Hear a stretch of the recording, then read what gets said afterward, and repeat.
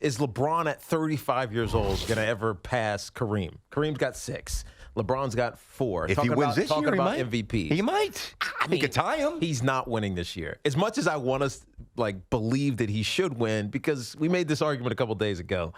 You could argue that he should win because he's so valuable to the Lakers and he's changed his game. And you look at his statistics, he's leading the league in assists. This is LeBron James, who's going to be one of the best, if not the greatest scorer of all time, leading the league in assists at 35 years old. LeBron Stockton. Exactly. But the stats, and this is unfortunately what it's become about for the MVP, it's stat-driven. And Giannis' stats are just stupid. And you could look at the per-game stats. He's almost 30 points per game, but the per 36 is what the number of people are using now. He's actually, because he doesn't play in the fourth quarter, right? He's doing most of his damage in 28 minutes, 29 minutes, which is nuts. But Giannis, if you're watching this on the tube, you see his per game stats, but his per 36-minute stats, which is more, I think, relative to how many minutes he plays. He's averaging 35 points a game and 6 assists and 16 rebounds. I mean, it's ridiculous how good of a statistical season that Giannis is. Oh, and by the way, his team has the best net rating in basketball. That's offense and defense. He's in the running and might actually win the Defensive Player of the Year this year. We all remember he was the runner-up last year to Rudy Gobert. So, I mean, he does it on both ends of the court. Statistically, he's a freak, and that's why they call him the Greek Freak. But I mean, ultimately, when you look at what the MVP is all about, it's who, lifts the league and his team to a height that just feels in this rarefied air. And to me, that's what LeBron is doing this year. Now, he's not going to win the MVP. It'd be fantastic. You got to stop saying that. It would be fantastic. Unless they change the criteria that they use to judge who's winning the MVP, LeBron's not going to win the MVP. I'm going to challenge that in a second, but go ahead. The stats just tell you. Forget about that.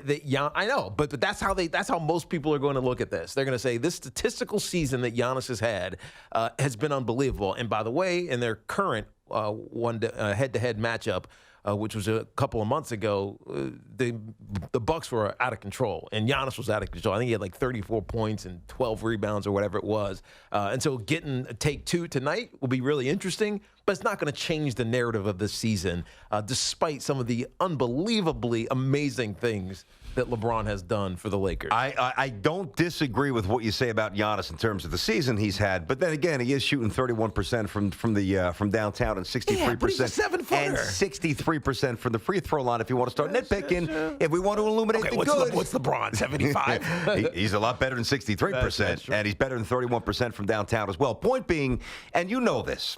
Yes, do I think that Giannis will win? I do. Do I think that he should? Right now, I definitely do. Yeah. But there are a handful of perception games, all right? And now that the conversation's starting to at least flow slowly in the direction of, oh, man, maybe LeBron can win this thing.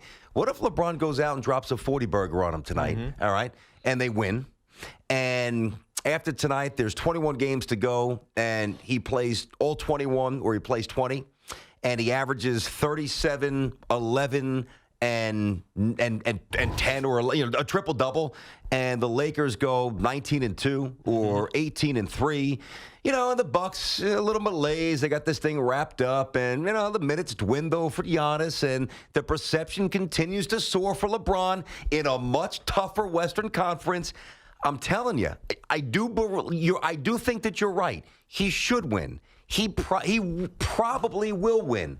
But don't sit here and tell me LeBron has no chance. Yeah, I think he does. Well, I think because people are starting to believe this. They're starting to say it, right? It's one thing to know what the voters are going to ultimately do. It's another to perceptually feel like LeBron is an MVP. And that started to happen a couple of months ago. And then as the season has gone on, and they might lead this thing in the Western Conference from start to finish. I mean, obviously, not really start to finish. Bucks, they lost game one. Because they lost game one, but you know what I mean.